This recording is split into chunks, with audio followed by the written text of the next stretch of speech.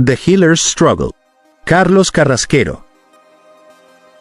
The bell of Hollowmere tolled midnight, its iron voice echoing over broken streets.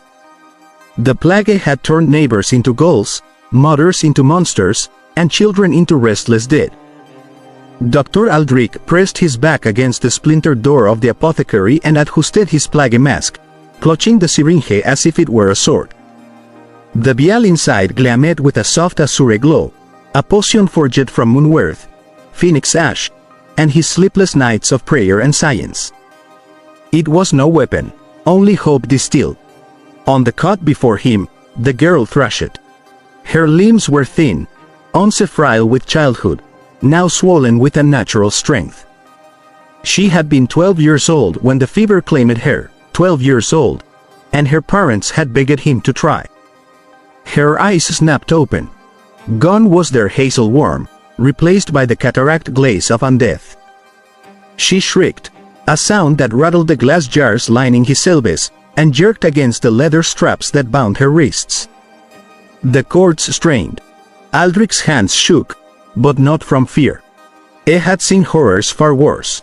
Corpses that walked without souls, villages blackened by flame to halt contagion. What shook him was the weight of one child's fate resting upon his hands. "Steady, Aldrich," he muttered, though there was no apprentice left to hear him. "Steady." The girl convulsed, snapping the strap on her left arm. She lashed out, clawing with nails that had blackened and curled. Aldrich raised his forearm, her teeth tearing through the sleeve of his linen coat, gnawing at the mail sleeve beneath. It still hurt, but he pushed, forcing her back with all the strength of a man twice her size. He pressed his knee against her chest to pin her, holding the plunger aloft like a knight raising a blade before the killing blow. The syringe glimmered. Her lips peeled back in a hiss. For an instant, through the veil of wrath and rage, Aldrich saw the ghost of her face as it once was, cheeks dusted with freckles, hair a sunlight brown. He had delivered her into this world. He would not let it end in screams. "Forgive me," he whispered. With a sharp thrust, he plunged the needle into the pulsing vein of her neck. She thrashed harder, her shriek rising to a keening wail that threatened to shatter the room. The potion flowed, light chasing dark through her veins, burning away corruption like dawn devours shadow. Then, silence. Her body fell slack. Her breathing slowed, softened, until at last it steadied. The cataract cloud over her eyes receded, and the dull hazel returned, wide and wet with tears. Doctor?"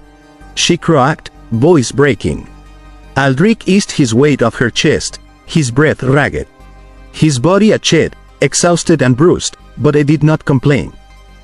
Instead, he cradled her trembling hand, the faint warmth of life spreading beneath his fingers.